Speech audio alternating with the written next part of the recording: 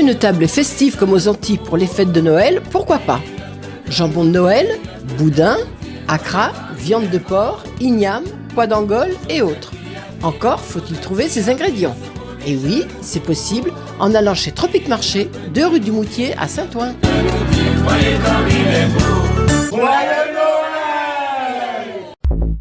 Guyane, actualité. C'est le grand forum avec nos députés Davy Riemann, Jean-Victor Castor, les invités du grand forum. Si vous avez des questions à leur poser, ça se passe au 05 94 36 36 06. Sinon, sur le Facebook Live. Moi, j'ai une question à vous poser, chers auditeurs et ceux qui nous regardent sur le Facebook Live. Est-ce que vous irez dimanche à cet appel du peuple dimanche matin au PROG? Eh bien, c'est la question que je vous pose. Si oui, vous nous direz pourquoi. Si non, je veux savoir pourquoi également. En tout cas, nos deux députés sont là pour vous dire qu'il y a cet appel et nous, on va leur poser quelques questions sur l'organisation dans un premier temps et puis des questions politiques aussi. Jean-Victor Castor, bonjour. Bonjour à tout le monde. Ça va bien? Nous là, Davy Riemann, bonjour. Bonjour Gilles Vernet, bonjour aux auditeurs de Radio Pays. Merci d'être là.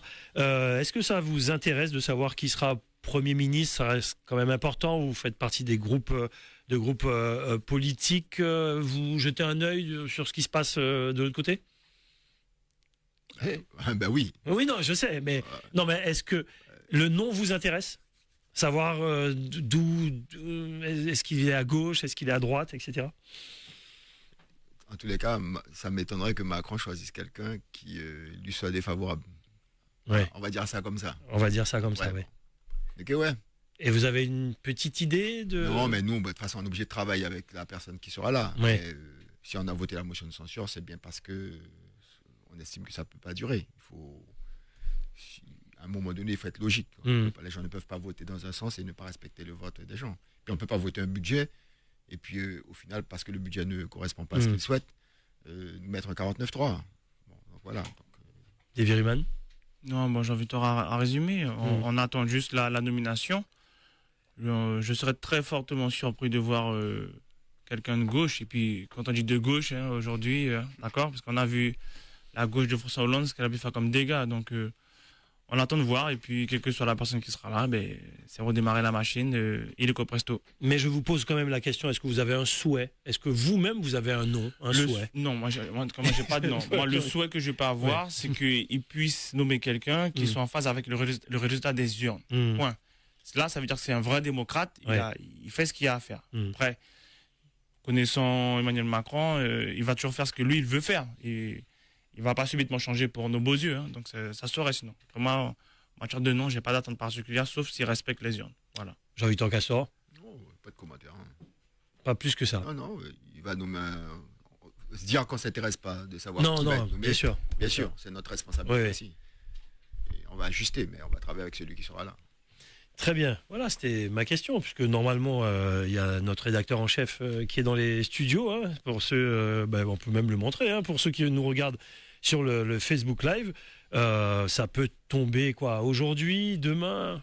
J'ai l'impression plutôt demain, même s'il avait dit dans les 48 heures. Bon, on va suivre ça de près avec nos confrères d'RTL, et auquel cas, on sera en direct également cet après-midi avec RTL. L'appel du peuple.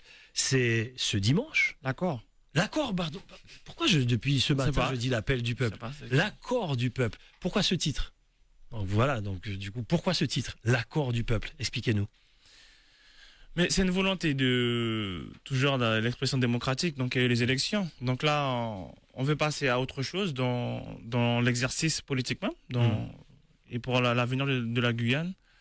Et donc pour ça, on veut l'accord du peuple. Donc même si effectivement, ce ne sera pas la population dans son entièreté, on aura un échantillon assez représentatif du territoire, et pour qu'il y ait une expression par rapport à ce qui va être proposé. Donc nous, on parle de l'accord du peuple, ça veut dire qu'on aura la validation pour dire effectivement, il faut qu'on aille vers là, parce que on a constaté, on a analysé, maintenant on a fait, et on propose pour aller vers autre chose, et pour que ça puisse répondre vraiment aux défis qu'on a en Guyane à relever collectivement. Vous voulez rajouter quelque chose?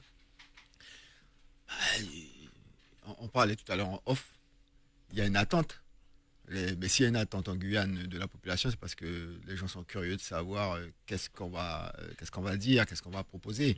Mais c'est surtout parce que la situation n'est plus tenable. La situation en Guyane n'est plus tenable. Donc, c'est notre rôle aussi en tant qu'élu de prendre des initiatives politiques.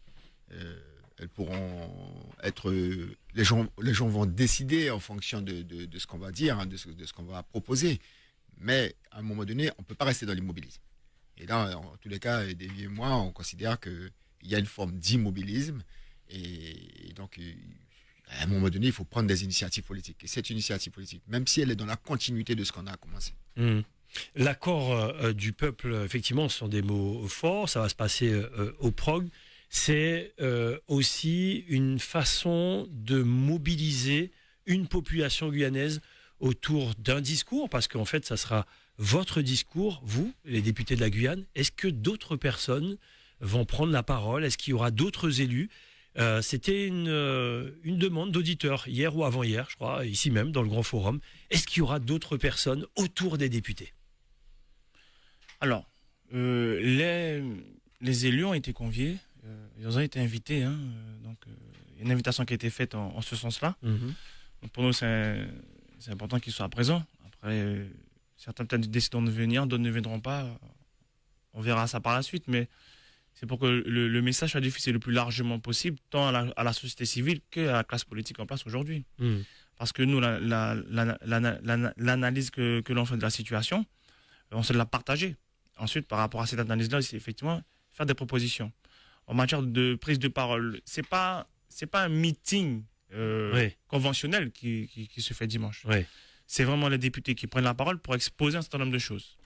Et derrière, on est en train d'organiser, on va voir comment on va bien organiser ce temps d'échange avec les personnes qui seront présentes ce dimanche. Donc, échanger à ce niveau-là, donner un temps d'échange aussi avec la population présente, ça sera pas négligeable à organiser parce que il y aura du monde. Donc, je pense qu'il y aura des envies d'eux. Donc, on va essayer de bien mettre ça en place, de bien organiser tout cela.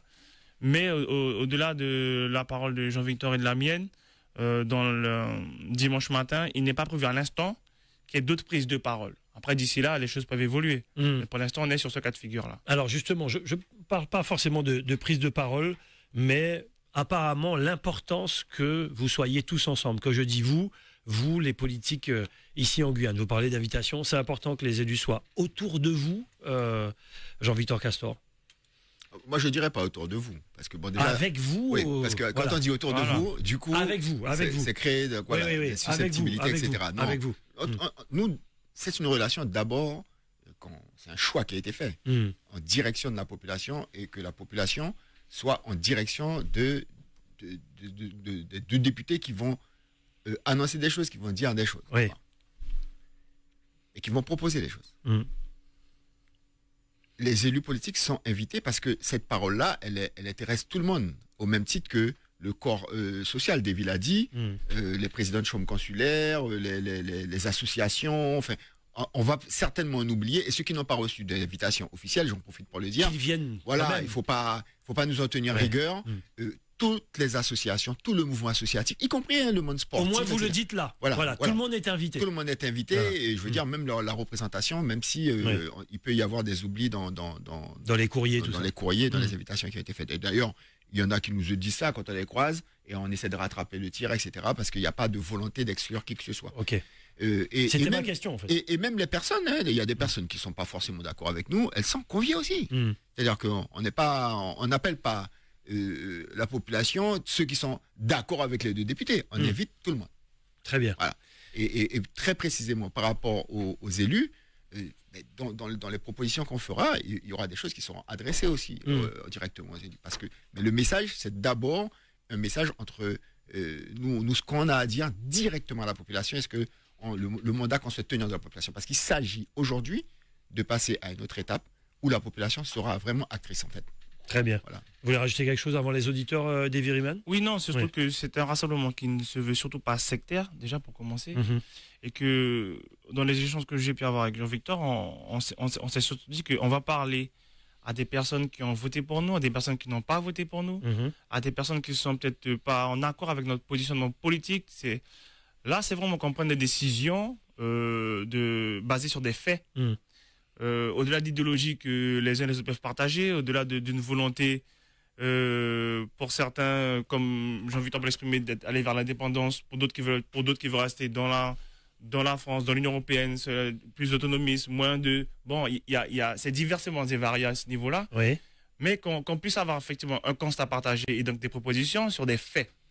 L'idéologie, on a même un petit peu derrière là, parce que là, on est dans du concret. Okay. On est face aux chiffres qui nous regardent toutes et tous. Maintenant, une fois qu'on les regarde, on fait quoi? Soit on continue à se larmoyer, à se dire, ouais, bon, ça va pas.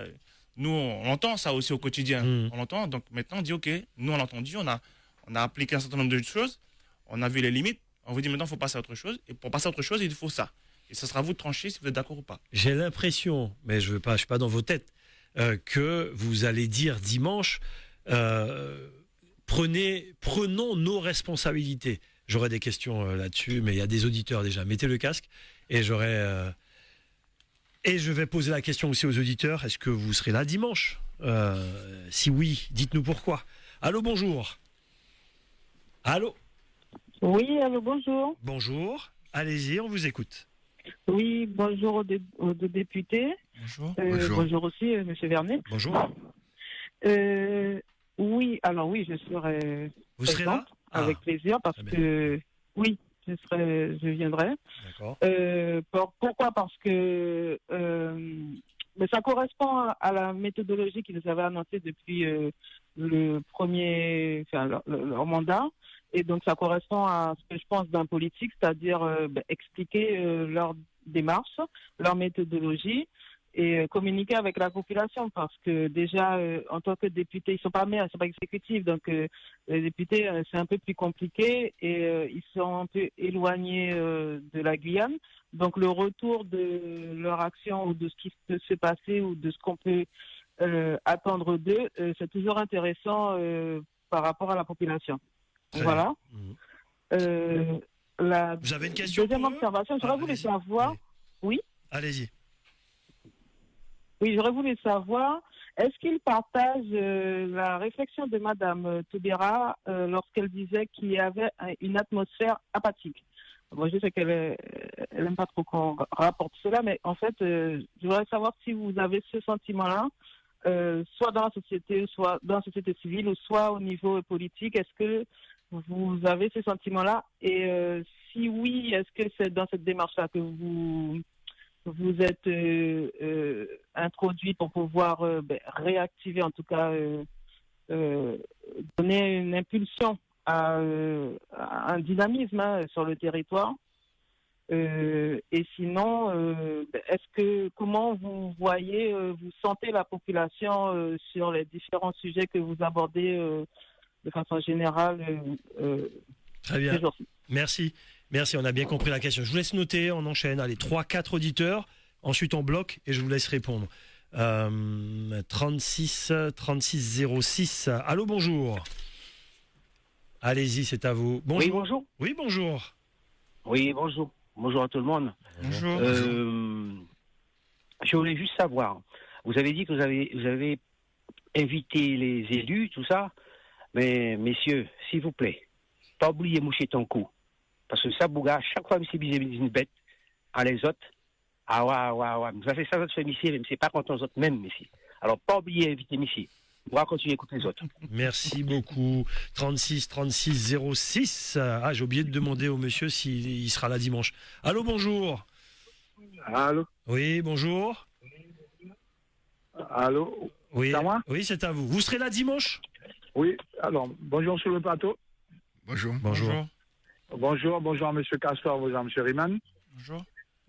Bon, alors, moi, comme la population, je serai là dimanche, bien sûr. Ok. Mais moi, ce qui m'intéresse, c'est, je vais poser la question à M. Castor et à M. Riemann, c'est que même si on marche avec vous, moi, c'est le moyen de pression, parce qu'en fait, moi, l'exemple que je vois là, et je sais que la France fait la sourde oreille. Donc, est-ce qu'on aura un moyen de pression pour qu'ils puissent enfin nous entendre? Juste nous entendre, hein? Parce que quand je vois que je dis pas que c'est un rapport, hein, mais quand je vois le R en Martinique, là, il a déclenché un truc. Les gens sont descendus à Paris. La France fait la sourde oreille toujours. Alors, est-ce que nous, on aura un moyen de pression sur eux parce qu'on veut bien marcher derrière vous?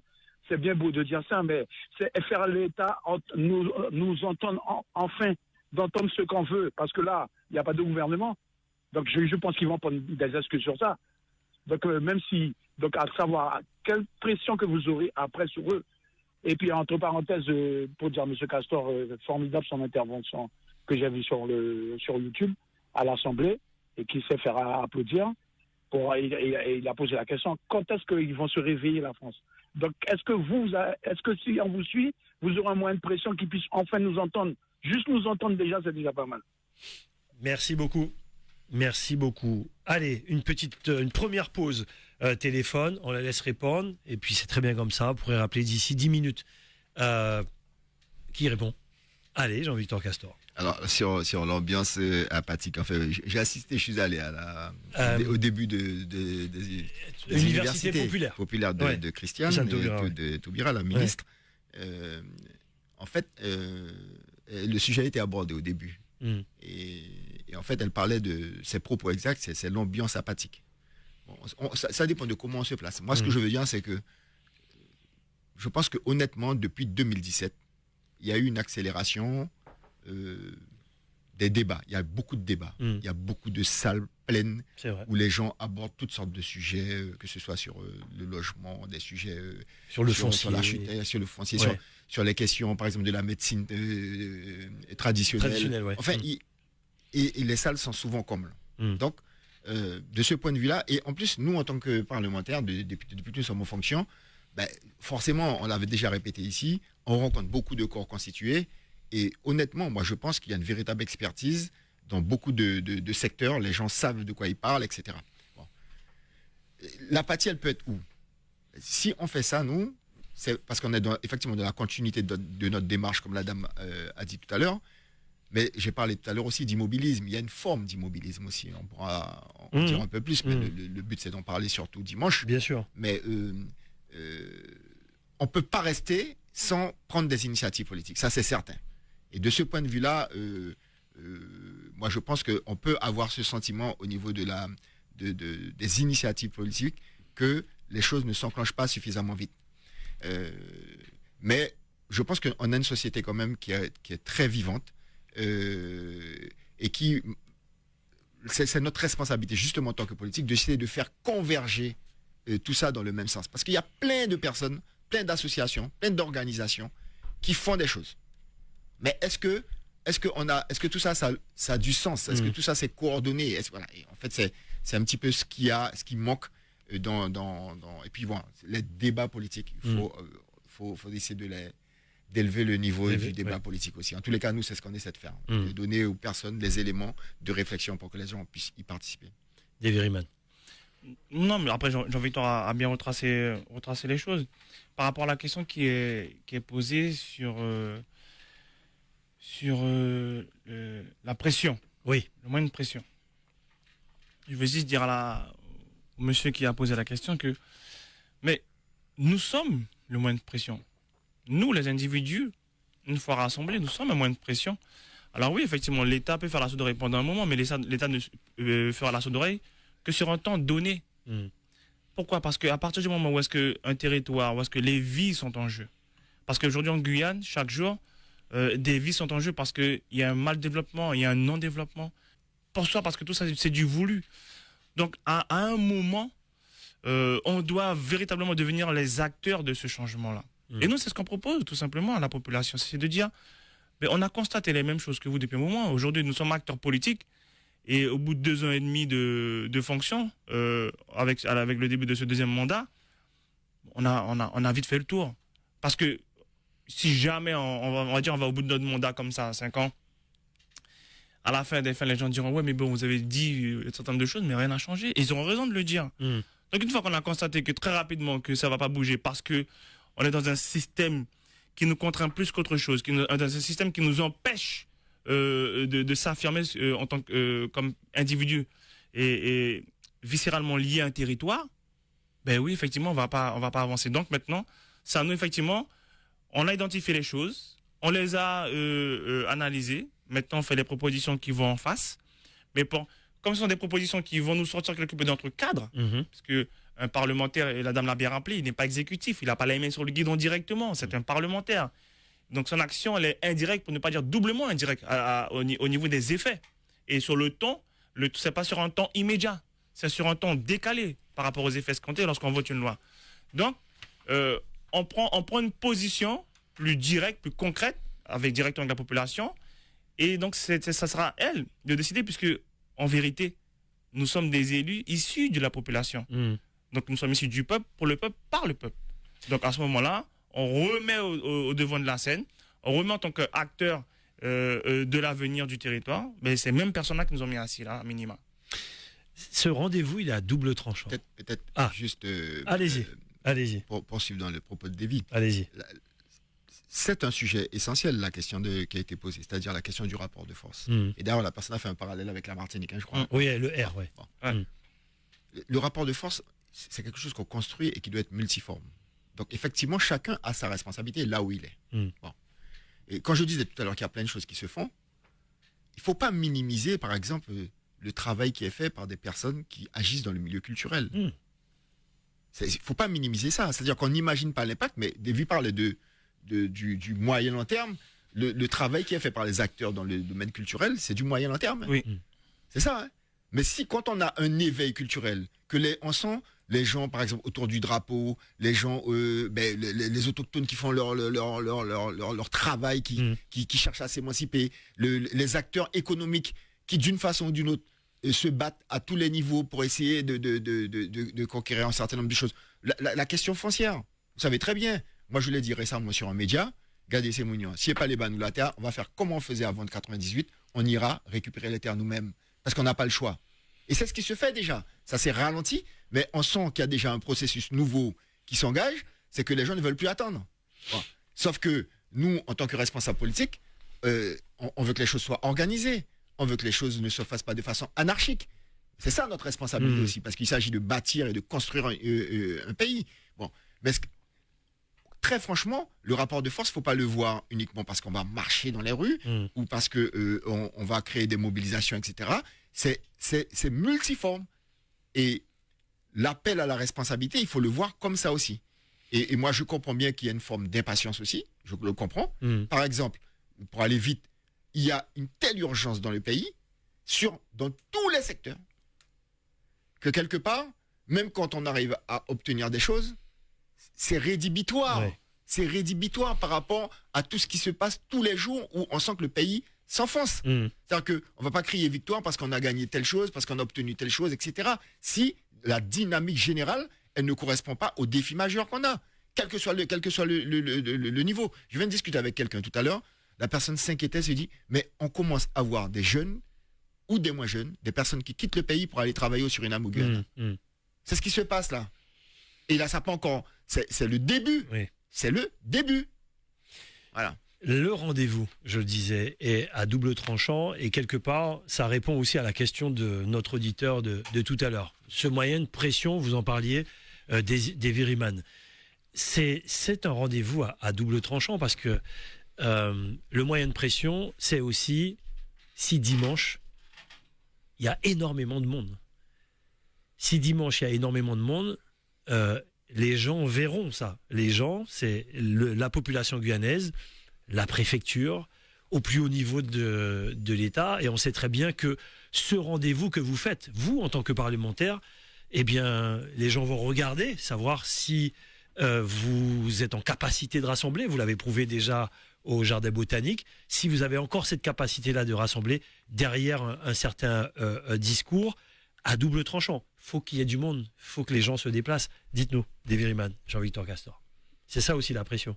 Oui. C'est que la population soit là. Alors, au-delà pour celles et ceux qui voudraient voir si effectivement nous avons la capacité à rassembler du monde ou pas. Moi, je veux dire, on est à un moment crucial en fait. Moi, ma vie demain, s'il y a pas beaucoup de monde dimanche, elle ne va pas être bouleversée pour autant, Jules Vernet. Mais par contre, moi, je me poserai la question quant à la continuité de ma fonction en tant que député dans le pays. Parce que ça veut dire, ce que je prône en tant que tel, ce que je veux présenter, ce que je proposer, ça n'intéresse pas ou ça ne ment pas. C'est-à-dire que peut-être je suis en décalage avec ce que souhaite vraiment la population intrinsèquement. Donc, ce sera à moi aussi de balayer devant ma porte et de revoir ma copie. Et si effectivement mon décalage est trop fort par rapport à ce que moi je propose et les attentes qu'il y a en face, ce sera à moi de prendre une décision à un moment donné. Mais ce qui est proposé là, c'est vraiment que les gens prennent conscience que soit on décide vraiment de changer ce qui se passe en Guyane, donc on devient acteur véritablement, parce que là on parle de transformation de notre réalité aujourd'hui. Donc ça veut dire que les efforts doivent être faits par tout le monde et de façon démultipliée. On va devoir tous se mettre en branle-bas de combat pour relever ce défi qui est majeur. Je rappelle juste quelques chiffres, Gilles Vernet. 58% de la population vit avec moins de 600 € par mois. Vous avez plus de 50 000 personnes qui vivent dans des bidonvilles. La moitié de la population active ne fait rien aujourd'hui en Guyane. Si vous prenez ces mêmes chiffres-là, vous les mettez à l'échelle de l'Hexagone, c'est le branle-bas de combat qui est déclenché à tous les niveaux.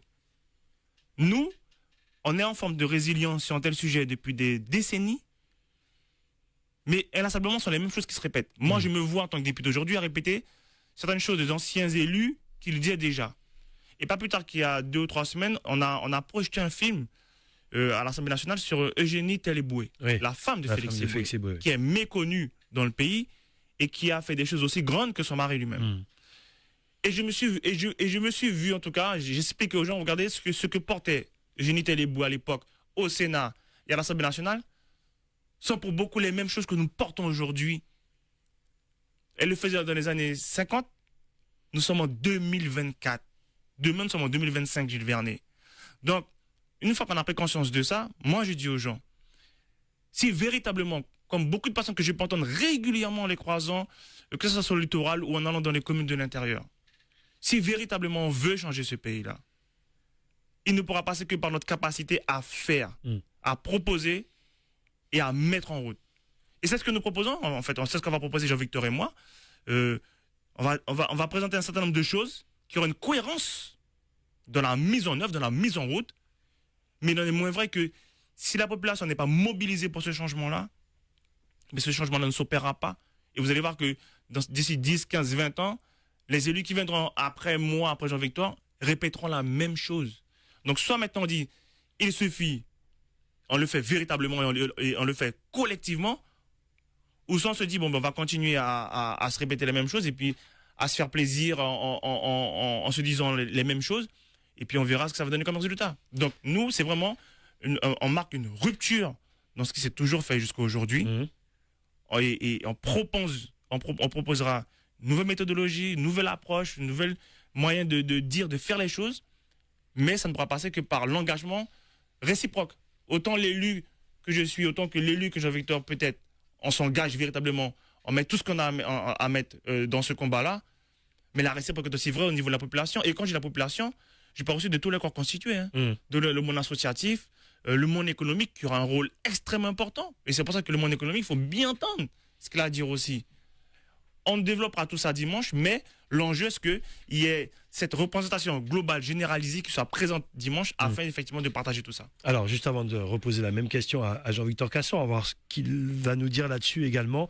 Réouverture du standard, chers auditeurs, 36 36 06. Toujours la même question. Est-ce que vous serez là dimanche? Dites-nous pourquoi. Et si vous avez des questions à poser à nos députés, n'hésitez pas, 36 36 06. Jean-Victor Castor, c'est ce rendez-vous, comme je disais, à double tranchant. Il faut qu'il y ait du monde, sinon certains diront il n'y a pas d'impact, il manque quelque chose. Bon, déjà, nous sommes positifs. Oui, non, vous avez raison. Mais je vous pose juste la question. Non, mais quand je dis qu'on est positif, c'est-à-dire que si on a décidé de faire ça au prog, voilà, c'est une capacité entre 3600 et 4000 personnes, c'est qu'on voit grand. Oui, bien sûr. On voit grand, mais parce qu'aussi, on l'avait déjà dit, qu'il fallait qu'on soit plus nombreux. Tu parlais du jardin botanique, j'ai oublié le camp de la transportation aussi à Saint-Laurent qui avait été organisé une semaine après. C'est vrai. Et donc, où il y avait énormément de monde aussi. Donc, la question, c'est... Enfin, je le répète ici. Davy vient de le dire. Parce que ta question était précise. Est-ce que tu dis la préfecture va suivre? Évidemment. Bien sûr. Bah, mais c'est même pas la préfecture. Au plus haut. Voilà, très clairement. Bah. Donc, il faut qu'il y ait du monde. Donc, s'il y a un appel, on profite de l'antenne de Radio Pays pour dire aux gens, vous venez en famille, vous venez avec vos enfants, même à partir de 16 ans, voilà, qui peuvent comprendre un certain nombre de choses, parce qu'on va s'adresser aussi à la jeunesse. On va s'adresser aux personnes âgées, on va pas s'adresser aux personnes de notre génération, on va s'adresser à tout le monde. Et on va s'adresser à toutes les personnes qui vivent dans le pays, qui veulent faire quelque chose de ce pays-là, qui voient comme nous-mêmes que ce n'est pas possible qu'un pays ait autant de ressources et que ce pays-là plonge dans la pauvreté d'année en année.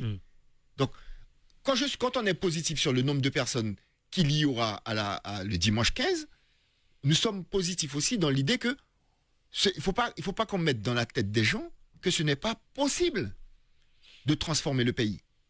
Et pas plus tard dernièrement, j'étais sur l'antenne avec toi, j'expliquais ce que notre camarade Emmanuel Djibaou nous disait sur comment, parce qu'il a vécu ça avec son père, comment, avec les accords de Matignon et les accords de Nouméa, comment la Nouvelle-Calédonie Kanaki a été transformée en 10 ans.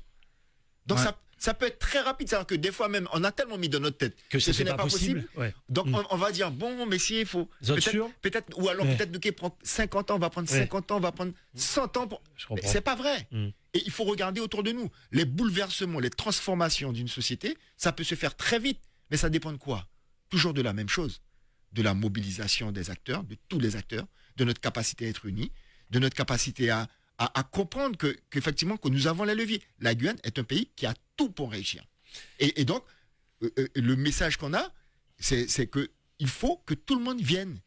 Voilà. On y reviendra. N'hésitez pas, organisez-vous. Voilà, vous avez des groupes WhatsApp, faites circuler l'information, et puis nous toutes nous avons. C'est un moment, effectivement, alors j'aime pas trop le mot historique parce qu'on a tellement utilisé. Mais ce sera un moment important dans la démarche que nous on propose. On va revenir sur comment y aller, etc. Tout à l'heure. 36 06 et à chaque fois, dites-nous si vous irez. Allô, bonjour. Allô. Allô, oui. Bonjour. Ma première question pour tous les auditeurs, est-ce que vous serez là dimanche? Et ensuite, je vous laisse libre à vos questions. Assurez pas, peut-être que oui. Très bien. Allez-y. Assurez pas, peut-être que oui, je serai au prom. Mais il faut savoir, il faut que toute la population vienne au prom. Il faut comprendre qu'il y a une visibilité.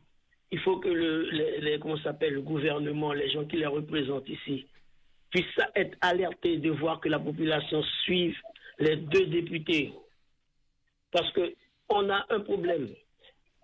Il faut que l'on se rende compte que depuis 2017, le grand remplacement a accéléré. Depuis 2017, du mouvement 2017, le grand remplacement a accéléré. Auparavant, quand vous allez dans les supermarchés, vous allez dans les Comac, ces endroits-là, vous ne voyez pas de blancs. Mais maintenant, ils sont partout, on les voit partout, ils s'imposent, ils sont partout. C'est que ça a accéléré le remplacement. Alors, ceux qui ne veulent pas comprendre qu'il faut qu'on soit debout derrière nos élus, même le président de la CTG, il aurait dû faire pareil. Paraître et avoir la population derrière lui. C'est comme ça qu'on va bouger. Sinon, c'est pas la peine. Merci beaucoup. 36 06. On enchaîne, je vous laisse ensuite la parole tout à l'heure. 36 06. Allez, ici. Allô, bonjour. Allô. Allô, dites allô. Allô, c'est à bonjour. vous. Oui, allez-y, c'est à vous. C'est moi. Oui, c'est vous. Ce que je voulais vous dire par là, j'apprécie énormément ces deux députés qui sont là actuellement. Mais ce que je voudrais dire à la population guyanaise, de regarder un peu ce qui se passe en Afrique vis-à-vis de l'État français. Et ce ne sont pas seulement les politiques qui se battent, il y a le peuple aussi qui s'est mis absolument au combat pour chasser ces gens de personnes. Très bien. Alors voilà, c'est tout ce que j'avais à dire. Vous serez là dimanche? Et je serai là dimanche, si Dieu me permet. Merci beaucoup. 36 06. Allô, bonjour. Allô, bonjour. Oui, bonjour. Bonjour, allez-y, c'est à vous. Oui, j'avais une question. En fait, vous parliez de la jeunesse et du coup, je voulais savoir une question pour les députés. Je voulais savoir ce qu'ils pensaient, de France Travail Guyane. C'est-à-dire qu'en fait, on se retrouve avec pas mal de chômage, voire carrément on bat des records. Et du coup, à côté de ça, France Travail normalement est censé travailler. Mais bon, on se demande si finalement il y a du monde derrière les espaces personnels. Et du coup, par rapport au financement, parce que à défaut de pouvoir trouver du boulot, on pourrait dire que les jeunes et les moins jeunes, parce que ça peut être des trentenaires, 35 ans, 40 ans. D'ailleurs, il y a pas mal de gens à France Travail à 45 ans et 50 ans. Et du coup, même pour trouver des formations, finalement, en fait, il n'y a pas les financements et on se retrouve sur finalement une fin d'année où finalement il y a beaucoup de gens qui finalement les devis sont refusés, des devis de formation parce que le budget France Travail entre guillemets n'ont pas été versés. Et du coup, finalement, il y a même des organismes de formation qui se retrouvent à dire à leurs candidats écoutez, on peut rien faire là tant qu'on n'a rien reçu. Et du coup, ça fait des années blanches ou des années mortes. Et du coup, j'aimerais bien savoir si vous avez rencontré le directeur de France Travail qui a fait sa propagande en arrivant, et ce que vous pensez véritablement de ce système-là. Très bien. Merci. Merci beaucoup. Des questions concrètes. Allez, encore quelques auditeurs. Restez avec nous. 36 36 06 par ici. Allô, bonjour. Allô. Bonjour. Allez-y, c'est à vous. Oui, c'est à vous. Bonjour. Allez-y. Bonjour. Oui, c'est à moi? Oui, c'est à vous. Oui, donc c'est pour toujours reposer la question aux deux députés, à M. Castor, à M. Riemann, pour le moyen de pression. Parce qu'en fait, je voulais savoir, rétablir une vérité, leur avis, parce qu'il y a un monsieur, j'ai oublié son nom, qui ouvre un parti politique là, apparemment en Guyane, et il a dit que et il a dit qu'il y a des moyens de pression juridiques pour forcer la France à nous donner ce qu'il nous doit. Alors, est-ce que c'est vrai ou pas? Moi, je veux leur réaction sur ça. Très bien. Oui, Olivier Taoumi qui était venu sur notre plateau pour dire qu'il montait un nouveau parti politique à droite, parce qu'il n'y en avait pas. C'est ce qu'il a dit. 36 36 06. Ensuite, Fabien Covis est venu. Allô, bonjour. Allô, bonjour. Oui, allô, bonjour. Bonjour, allez-y. Bonjour. C'est à vous. Allô, oui, vous m'entendez? Oui, on vous entend, c'est à vous. Oui, donc bonjour monsieur Riemann et bonjour monsieur Jean Castor. Oui, si vous voulez. En fait, moi je voulais réagir sur l'avenir de la Guyane. Tout à l'heure, vous parlez de l'avenir de la Guyane. Oui. Mais je parle plus précisément des administrations implantées en Guyane qui sont censées gérer le pays et encadrer la jeunesse pour un avenir meilleur. Alors, ce qu'on remarque en Guyane, c'est que on crée des structures scolaires pour l'éducation. Une fois ces jeunes-là, ils ont des diplômes, ils ont des ambitions. Parfois, les ambitions dépassent les institutions, mais qui répondent à la réalité du terrain. Par exemple, dans l'économie, dans l'agriculture, l'agroalimentaire, on sait que la population guyanaise, elle est jeune, la population. Mais elle est mal formée, elle n'est pas assez formée et elle n'est pas assez ancrée dans l'histoire. Je veux dire, des jeunes étrangers qui ont des ambitions, qui sont en Guyane, on ne va pas dire, parce qu'aujourd'hui, quand on dit qui est Guyanais, on ne sait pas. Mais des jeunes qui sont implantés sur le territoire, qui sont dans une situation administrative difficile. Qu'est-ce que vous prévoyez de mettre en place pour ces jeunes-là? Merci beaucoup. Merci pour vos questions très concrètes. Allô, bonjour. 36 36 06. Allez, encore deux auditeurs. Allô, bonjour. Allô. Allô. Oui, allez-y. Allô, vous m'entendez? Oui, on vous entend, oui. Oui, bonjour messieurs. Alors, la question est, il faudrait aussi que... Allô, vous m'entendez? Oui, on vous entend bien. Ah, ok. Alors, la question, c'est qu'on entend beaucoup de gens qui disent aux députés ce qu'on attend des députés. Je dirais à la population, messieurs, mesdames, qu'est-ce qu'on attend, nous? Nous, c'est à nous d'agir. Les députés sont là au même temps pour déclencher, mais nous, population, on le vit tous les jours. Tous les jours, on vit les difficultés du pays. Et il serait temps qu'en Guyane, qu'on arrête d'attendre comme si c'est une charrette ou une bouée, que les députés fassent tout. Un pays s'élève si une population se lève, d'accord? Là, nous sommes sur un territoire, 84 000 km de foncier. On se rend bien compte que l'État n'a nulle envie de donner le foncier. On se rend compte que c'est des conteneurs alimentaires qu'on est en train d'attendre de l'extérieur. Et on se rend compte, est-ce qu'on va attendre le bon vouloir de l'État qui ne se décide pas, qui n'a nulle intention plutôt de se décider, puisque ça l'arrange qu'on soit nourri de l'extérieur. Est-ce que c'est pas nous de nous réveiller, de nous lever, d'aller prendre ce qui est nécessaire, puisqu'on se rend compte que l'État ne va pas le faire, d'une part, et on se rend bien compte aussi que quand l'État permet à des gens de l'extérieur de rentrer, ils s'installent partout. Est-ce que l'État leur fout, excusez-moi, un coup de pied? Non. D'où à nous de nous lever, d'aller faire le nécessaire pour se nourrir, parce qu'il est inconcevable. 84 000 km qu'on attend encore des conteneurs. D'autre part, il serait grand temps aussi. On voit la difficulté du pays, les ressources qui sont pillées.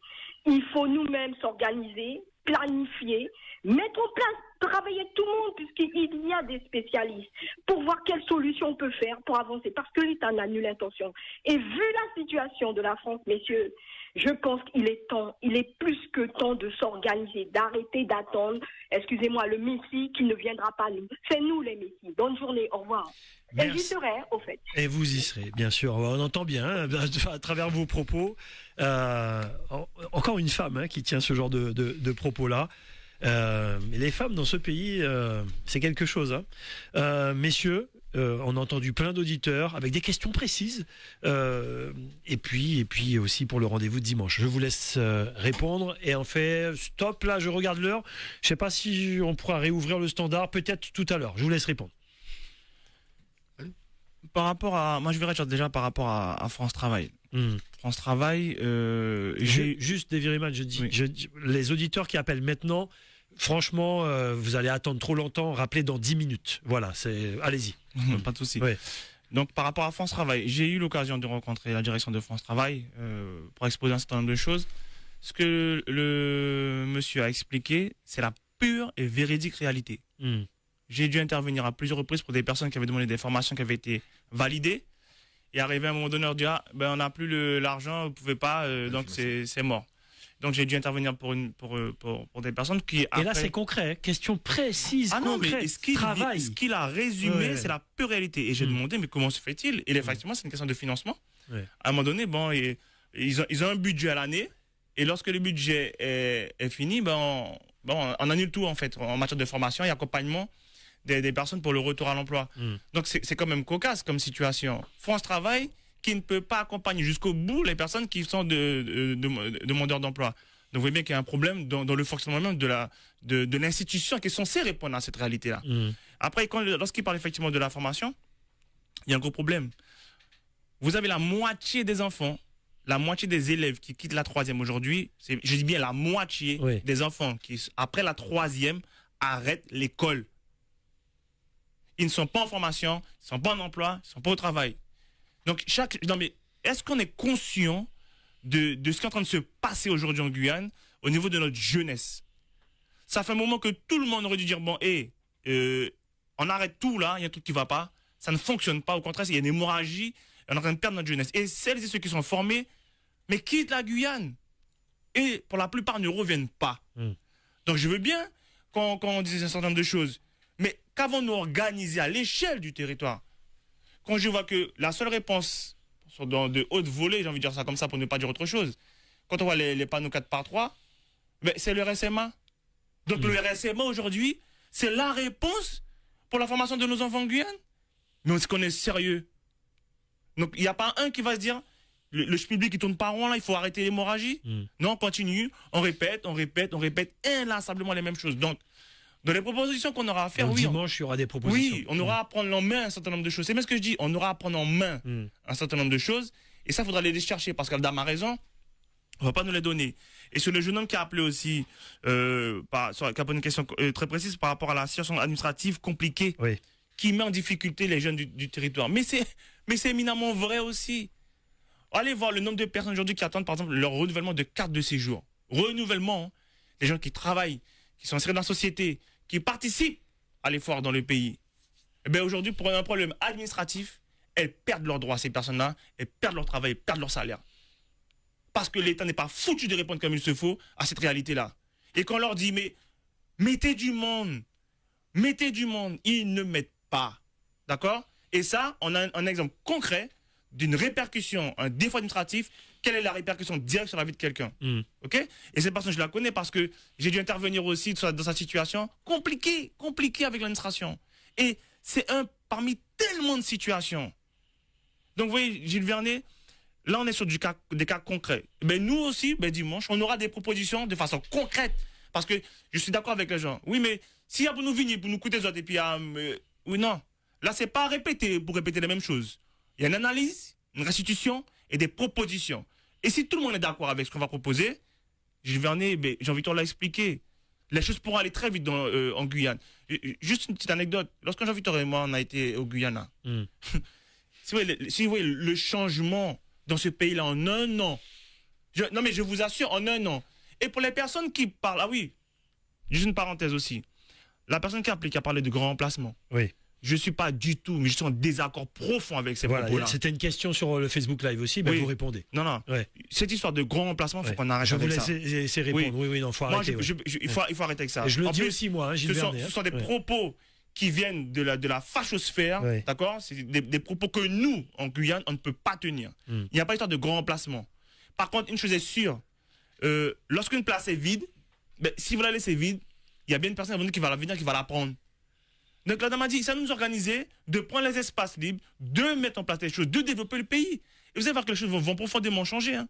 Et de toutes les manières, pour ne pas être trop loin et laisser aussi la parole à Jean-Victor, lorsque ce pays-là va se mettre en construction, lorsqu'il va se mettre à se développer comme M. Doha, Gilles Vernet, est-ce qu'on pense sincèrement que ce sont les 400 000 personnes officieusement qu'on a en Guyane qui vont pouvoir construire le pays?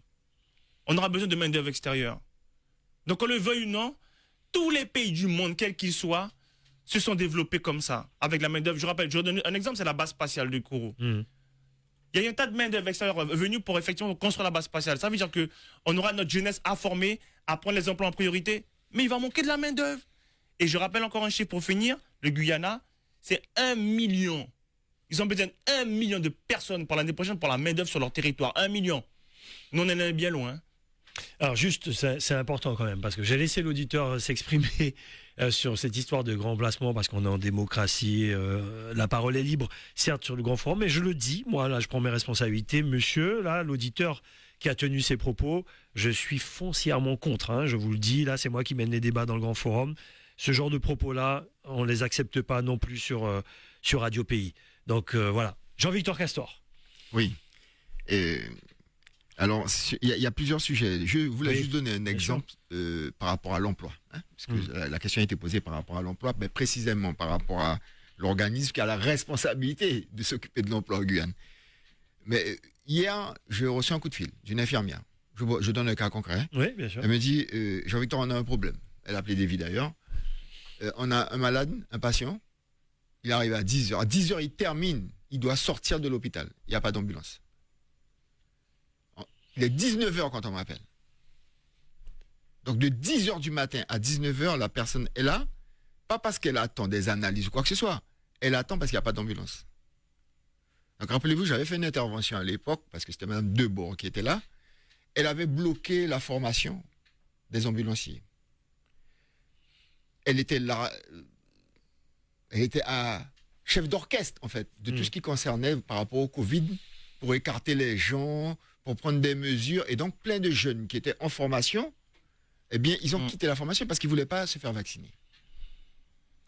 Et puis, elle avait l'intention de passer par une boîte extérieure, alors qu'on avait des Guyanais qui s'occupaient de la formation ici, des ambulanciers. Et elle a fait sa tambouille. Donc, on est dans un cas d'espèce précis où on a une haute administration avec une direction d'une haute administration qui font des choses à l'encontre des intérêts de la Guyane. Le résultat, c'est que moi, quand j'appelle hier quelqu'un qui est un ambulancier, il me dit, mais Jean-Victor, évidemment, qui nous arrive dans sa situation.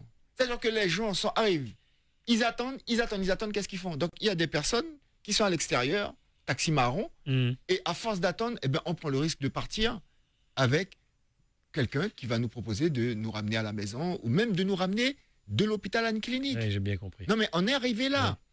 Et il m'explique que plusieurs ambulanciers sont arrivés au bout de leur carrière, en fait, de leur responsabilité, et ils n'ont pas trouvé succession, donc ils abandonnent. Et puis, le territoire se développe. On a de plus en plus d'habitants. Et puis, il me dit, mais Jean-Victor, tu vas savoir, mais la RSK a bloqué. Quand on demande à avoir plus de véhicules, on nous bloque administrativement. Mais quelle conclusion on peut tirer? C'est-à-dire que le besoin, tout le monde peut l'admettre. Il n'y a pas un directeur d'ARS qui peut nous dire qu'il n'y a pas un besoin croissant en Guyane d'ambulanciers, d'entreprises et d'ambulanciers. Et pour autant, il n'y a rien de fait. Donc, voilà un cas concret. Donc, c'est précis, mais c'est un cas concret dans le domaine de la santé. C'est-à-dire qu'on s'en fiche même de notre santé. Donc, ça, c'était juste pour donner un exemple précis sur la question de l'emploi. On doit agir, bien sûr, sur le moyen long terme, mais on doit agir chaque fois que c'est possible, et c'est le combat qu'on mène, mais on voit tout de suite les limites de ce combat-là aussi. Bon. Parce que moi, ça me gêne d'avoir comme défi à faire des interventions par rapport à des cas particuliers ou à faire des interpellations régulières sur des choses qui paraissent évidentes, et pourtant, c'est le contraire qui est fait dans ces administrations-là. Sur la question du grand remplacement, moi, je ne sais pas ce que la personne a voulu dire précisément. Il y a deux sujets là-dedans. Après, c'est des termes qu'on n'utilisait pas en Guyane. C'est ça. Il y a deux sujets là-dedans. Si la personne s'inquiète, par exemple, de ce qui s'est passé en Nouvelle-Calédonie, c'est-à-dire que c'est la France qui décide de changer les choses à l'intérieur du pays. Le nombre d'habitants, les personnes qui viennent, etc. Et pour demain, nous empêcher de pouvoir légitimement dire voilà la direction qu'on peut prendre. Comme la France l'a déjà fait ailleurs, moi, je suis inquiet aussi. D'accord? Parce que je connais l'esprit tordu, l'esprit pervers, et on a les conséquences aujourd'hui de ce qui se passe en Nouvelle-Calédonie. C'est-à-dire qu'on dit au Kanak aujourd'hui, écoutez, vous êtes moins nombreux, c'est nous qui décidons. Donc la démocratie et la légitimité, il faut faire attention. Sauf que notre pays, attends, je termine. Oui, c'est important. C'est important. Notre pays, moi je le vois. Par exemple, dans mon parti politique au MDS, on a des personnes qui sont venues de France, qui ont compris, qui ont vu, et qui sont adhérents et qui sont parfois même dirigeants de notre organisation politique. Je parle de Français, de Blancs, oui, de métro, comme on dit. Bien sûr. Bon, je pense qu'il y a de plus en plus de personnes qui viennent ici et qui se rendent compte. Bon. Et puis notre pays, c'est plein de personnes qui sont arrivées. Nous, même qui là, pour la plupart, nous avons dit tout de côté. Donc, c'est un pays qui ne va pas être différent de tous les pays qui sont autour de nous. Et souvent, je prends l'exemple des États-Unis, qu'on considère comme étant la plus grande puissance du monde, à monde qui vient dit tout de côté, et ils ont quand même réussi, on peut dire ce qu'on veut, c'est la plus grande puissance du monde au niveau économique, peut-être pas au niveau économique aujourd'hui, mais en tous les cas, c'est une grande puissance. Bon. Et la Caraïbe, c'est la même chose. Nos pays du plateau des Guyanes, c'est la même chose. Oui. On sera comme ça. Donc, on va ni déplacer la Guyane de là où elle est, et la construction de cette population, elle va se faire dans sa diversité. Et c'est un vrai sujet, on discute souvent avec Davy. Quelles sont les orientations qu'on va prendre? Il faut qu'on soit unis, et en même temps, il faut qu'on entende les diversités, l'histoire de tout le monde, etc., etc. Et c'est là que le sujet qui a été abordé tout à l'heure par la personne, on investit tous, d'une façon ou d'une autre. Quand des gens viennent de l'extérieur, vont à l'école, font toute leur scolarité, on l'a déjà dit ici, toute leur scolarité, arrivent à l'université. Et parfois même, ils réussissent, ils ont un diplôme. Parce qu'ils ne peuvent pas s'insérer dans la vie professionnelle, dans la vie active, qu'est-ce qu'ils font? Ils vont passer un autre diplôme. Ils vont passer un troisième diplôme. Parce qu'on ne leur donne pas un titre. Je le répète ici, moi j'ai un patron d'une entreprise d'orpaillage légal. Il me dit, mais Jean-Victor, 23 ans qu'on donne un titre de propriété, un titre de séjour d'1 an. 23 ans, pendant 23 ans, on donne à la personne un titre de propriété, un titre de séjour d'1 an. Mais c'est quoi cette logique-là? Et la personne travaille, la personne, elle est sérieuse. Le patron envoie régulièrement des courriers à la préfecture pour dire mais je ne comprends pas. Donc il faut que les députés interviennent pour demander que ça cesse. Des jeunes dans le milieu sportif, on intervient tout le temps. Ils sont insérés, ils portent le drapeau de la Guyane, ils vont dans les compétitions. Quand ils veulent, parfois pour aller dans d'autres compétitions, ils ne peuvent pas. Et ils n'ont pas de carte de séjour. Non mais attends, mais... Ouais. Et ça, c'est partout. C'est-à-dire qu'en fait, du point de vue de la morale, c'est pas juste, mais du point de vue même de la logique, on va dire retour sur investissement, tu formes des gens, etc. Et qu'est-ce qui se passe? Je parlais tout à l'heure de personnes qui partent au Ghana, mais on a toute une série de jeunes aussi qui partent et qui vont aux États-Unis. Hein. Oui, bien sûr. Absolument. Vous le savez, hein? Oui, bien sûr. Bon, donc ça n'a pas de sens en fait. Ça n'a pas de sens. On a répondu à tout le monde. Je regarde l'heure. Allez. Donc concrètement, c'est pas parce que le débat est délicat que sur la question des personnes qui vivent dans le pays, c'est tout le monde. Hein. Non, bien Quand sûr. on dit que tout le monde est invité dimanche, il faut pas. Voilà, on assume, on va assumer entre personnes qui vivent sur ce territoire, eh bien, les contradictions qu'on a entre nous et comment on doit trouver le chemin commun. Alors, voilà, le destin commun. Ma question, là, on va parler de choses un peu pragmatiques par rapport à dimanche. Alors, c'est dimanche matin, c'est au prog, c'est à 10h. Comment on y va? J'ai vu que vous avez mis en place des systèmes de bus. Le prog prend 3500 personnes, quelque chose comme ça. Bref, il y a de la place pour beaucoup de personnes.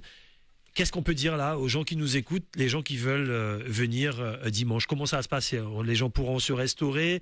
Il y a 1 heure de fin? Dites-nous tout.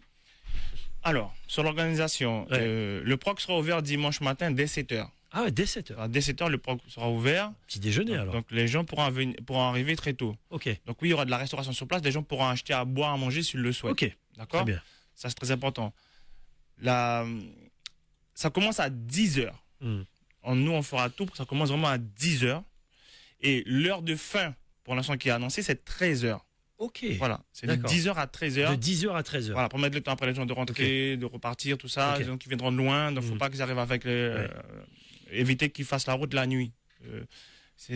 Donc, on met tout ça en œuvre. Vous avez pensé à tout ça? Voilà. Il y a un numéro qui circule dans les visuels qu'on fait tourner. Donc, le 06 94 14 44 20. Je répète, 06 94 14 44 20.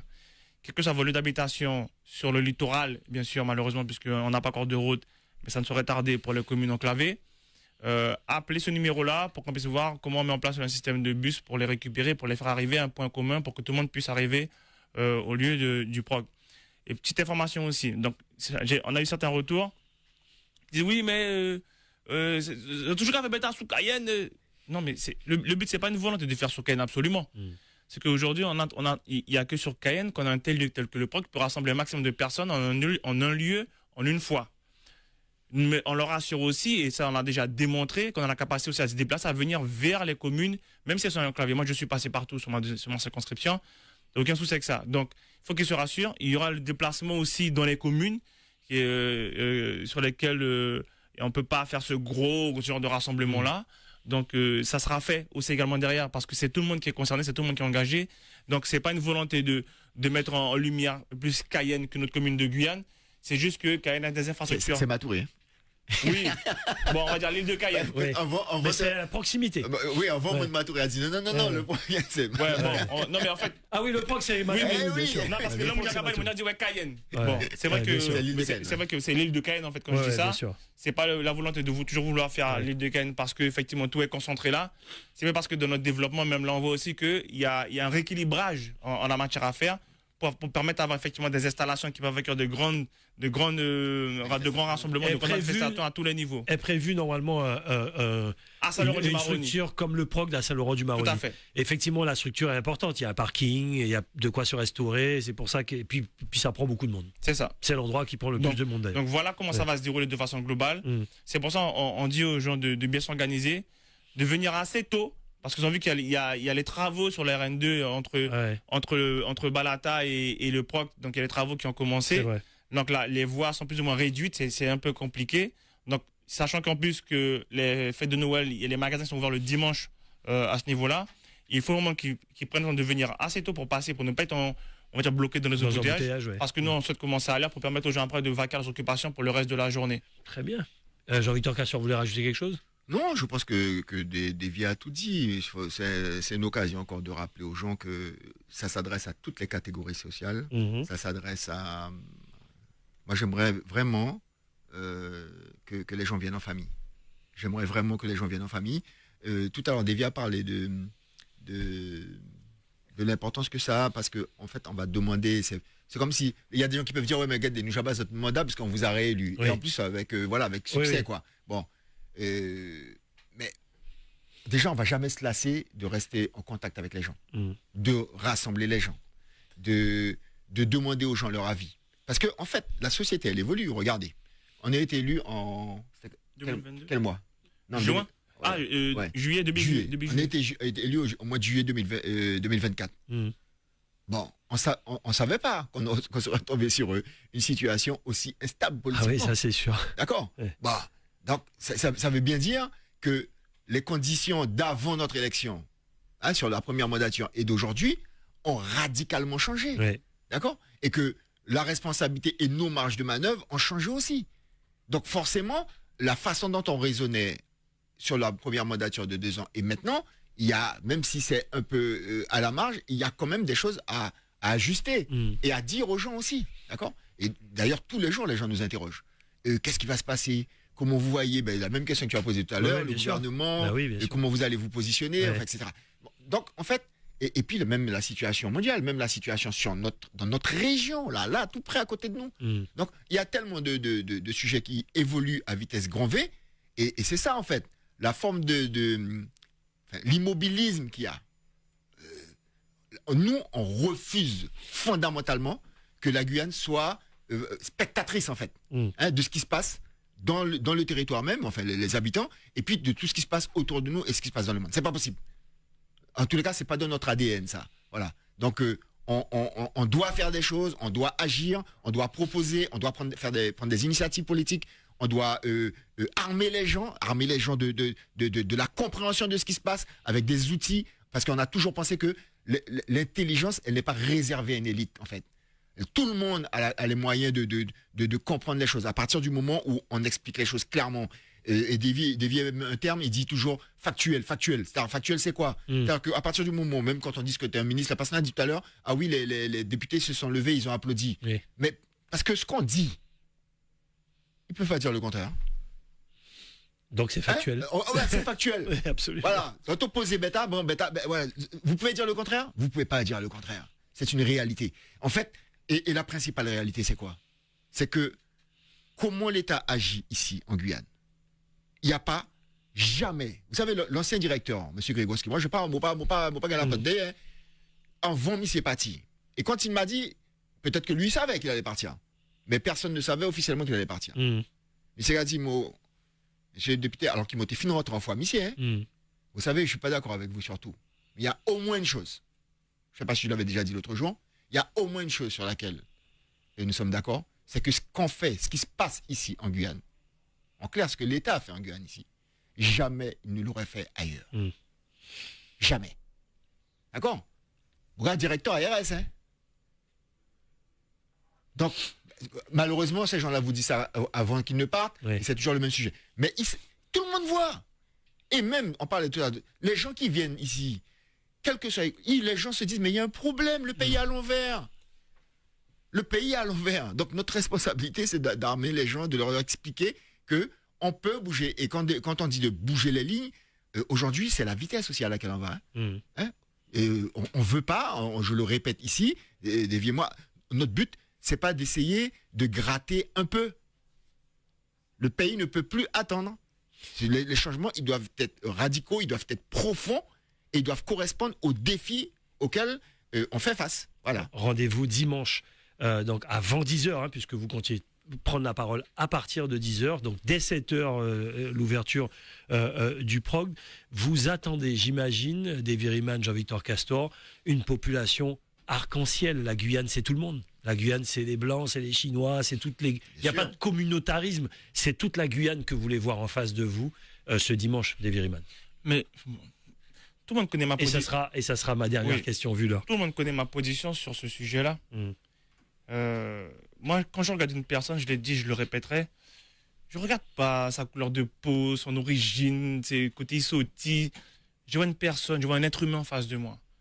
Mais après, la base collective pour une société, c'est quoi? C'est le respect mutuel et la volonté de dire, on veut faire quelque chose dans ce territoire-là parce que j'ai décidé. Peut-être que moi, je suis né ici. Il y a des personnes qui sont nées ici, qui sont Guyanais, profondément Guyanais, mais qui ne sont pas mêlées aussi avec ce qui se passe aussi dans le pays. Et qu'il y a des personnes qui sont arrivées là récemment et qui ont dit mais non, mais regardez comment c'est beau, il y a tellement à faire. Les gens sont investis en Guyane. Et moi, ces propos-là s'adressent à toutes celles et ceux qui veulent que ça change, qui veulent que la Guyane puisse offrir un certain nombre de choses à tout le monde, une chance à tout le monde. Elle a la place pour ça, elle a les ressources pour ça. Si on était un petit bout de caillou, où tout était saturé, on n'avait pas de ressources particulières, on dit ouais, effectivement, c'est compliqué. Et même lorsque tu es un petit caillou, que tu n'as pas forcément de ressources, il y a des possibilités. Et moi, je donnerais un pays, et c'est le pays qui affectionne beaucoup Jean-Victor, c'est le Rwanda. Le Rwanda est plus petit que la Guyane. Et regardez ce que le Rwanda a réussi à faire après le drame qu'on a connu sur ce pays-là. Regardez ce que le Rwanda aujourd'hui en Afrique. Un pays incontournable. La Guyane doit être incontournable en Amérique du Sud. La Guyane, jusqu'à preuve du contraire, est un territoire français au sein de l'Europe. La Guyane doit être un territoire incontournable à l'échelle internationale à ce niveau-là aussi. Et donc, on n'a pas un discours fataliste. Il est réaliste. Il y a des choses qui sont compliquées aujourd'hui. Mais ce que nous allons proposer, c'est d'aller vers cette réalité-là qui est à bout de doigt, à bout de bras qu'on peut le faire à partir du moment qu'on décide de le faire. Merci beaucoup, messieurs. Rendez-vous donc ce dimanche au Proct de Matoury. Je rappelle, ouverture dès 7h du matin. Voilà, c'était le grand forum. Peut-être que Gilles, il y a des gens qui nous posent la question, à quelle heure ça se termine? 13h. 13h. Okay. J'ai dit 13h. 13h. Okay. Comme ça, les gens pourront tranquillement, etc. Oui, on n'a pas dit, bon, mon chéri, il va être à l'heure. Non. À 13h, pour nous, 13h et 10h, 13h et... Ok. Moi, je pensais rester un peu après. Moi, j'ai une petite grillade et puis arrêtez pas les autres. C'est possible. C'est possible. Bon, c'est possible. Mais en fait, dans la forme où tout le monde sera assis, à 13h, voilà. Ok, très bien. Ben voilà, c'était le grand forum avec Davy Riemann et Jean-Victor Castor. Vous pouvez revoir cette émission sur le Facebook Live. Rendez-vous demain avec France Guyane. Ce sera la dernière.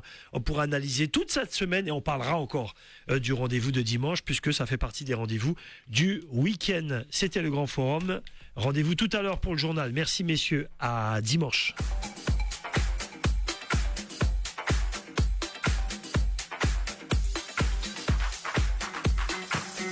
Outremernews.fr, le site de l'actualité Outre-mer, 24h sur 24 et 7 jours sur 7.